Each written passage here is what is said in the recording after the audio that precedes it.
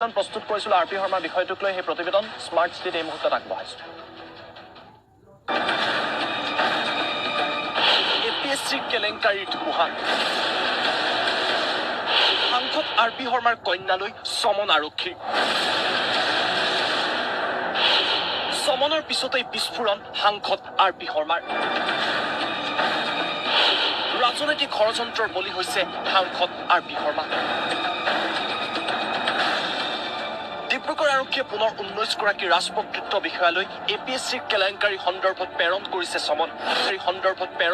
চমন। য'ত নাম আছে বিজেপিৰ সাংসদ আৰ পি শৰ্মাৰ কন্যা পল্লৱী শৰ্মাৰো। তেজপুৰৰ সাংসদগৰাকীৰ কন্যালৈ আৰক্ষীয়ে চমন জাৰি কৰাৰ পিছতেই ৰাজনৈতিক পথাৰত লাগিছে খলকনি। এই সন্দৰ্ভত আৰ পি শৰ্মাই কয়, ৰাজনৈতিক ষড়যন্ত্ৰৰ বলি হৈছে পল্লৱী আৰু তেওঁ নিজেই। এইটো এটাই কাৰণ হ'ব পাৰে, যিহেতু ৰাজনৈতিক ষড়যন্ত্ৰ মোৰ বিৰুদ্ধে আজি 1.5-2 বছৰ চলি আছে আৰু লাহে লাহে নিৰ্বাচন যিহেতু আহি আছে, তাৰ বাবেও টিকেটৰ পৰা বঞ্চিত কৰাৰ কাৰণে মোক টাৰ্গেট নকৰি মোৰ জীয়েৰীক টাৰ্গেট কৰি জীয়েৰীৰ মাধ্যমেৰে মোৰ ছোৱালীৰ মাধ্যমেৰে মোক টাৰ্গেট কৰিছে। বিজেপি দলৰ ভিতৰৰ পৰাই চলিছে এই ষড়যন্ত্ৰ চলিছে। আমাৰ পাৰ্টিৰ ভিতৰত আছে দুজন মানুহ, তেওঁলোকে জোৰদাৰ অলপ ভাল পদতে আছে, তেওঁলোকৰ থ্ৰুৱে চলিছে আৰু বাহিৰতো আছেই। টিকেট বিচৰা মানুহবিলাকৰ আছে অৱদান তাত। কেনেকৈ আৰ পি শৰ্মা কাটা যায়, কি আৰ পি শৰ্মা এতিয়া অপ্ৰতিৰোধী হৈছে তেজপুৰত। দোষী প্ৰমাণিত হ'লে জীয়ৰীসহ জেললৈ যাব আৰ পি শৰ্মা। মই চেলেঞ্জ কৰিছোঁ, জেললৈ যাব ৰেডি আছোঁ। অকল জীয়েকে নহয়, অকল জীয়ৰীয়ে নহয়, মই যাম যদি দোষী সাব্যস্ত হ'লে।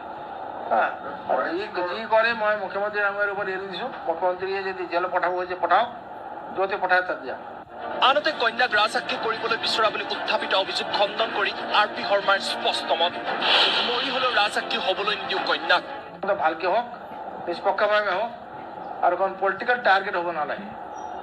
পলিটিকেল টাৰ্গেট কৰি কোনো পলিটিকেল টাৰ্গেট হ'ব নালাগে, তদন্ত হ'ব নালাগে।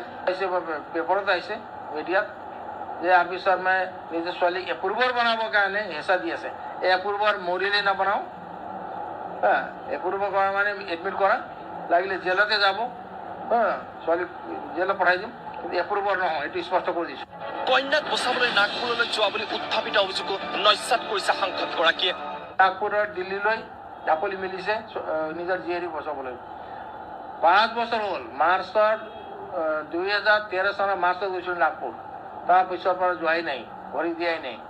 কোনোবাই যদি প্ৰুভ কৰক নাগপুৰ গৈছিলোঁ মই ছোৱালী কেছ লৈ, দিল্লী গৈছোঁ ছোৱালী কেছ লৈ, বা মুখ্যমন্ত্ৰীও গৈছিলোঁ, মই তৎক্ষণিক এতিয়া নাও এণ্ড দেন মই সাংসদ পদৰ পৰা ৰিজাইন দি পলিটিক্স বাদ দিম।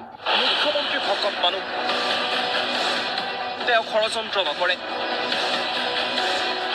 মুখ্যমন্ত্ৰীৰ বাবে মন্দিৰত মই সদায় ফুল দিওঁ।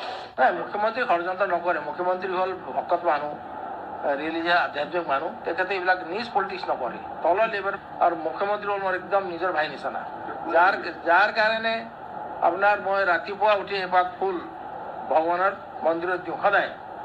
এই ৰাজনৈতিক ষড়যন্ত্ৰত কোন জড়িত আছে তাকো ফাদিল কৰাৰ হুংকাৰ দিছে সাংসদ আৰ পি শৰ্মাই। মই নাম এতিয়া নকওঁ, সময়ত কিন্তু নাম মই এক্সপ'জ কৰিম। সময় আহক, এতিয়া আৰু অলপ দিন ৰহক, এক্সপ'জ কৰিম। আছে ভিডিঅ' জাৰ্নেলিষ্ট যতীন বৰাৰ সৈতে দীপক গগৈ, আছাম টক্স, গুৱাহাটী। স্মাৰ্ট চিটিত সময় হৈছে চমু এটা বিৰতি লৈছোঁ, তাৰ পাছতে লৈ আহিবলৈ চেষ্টা কৰিম।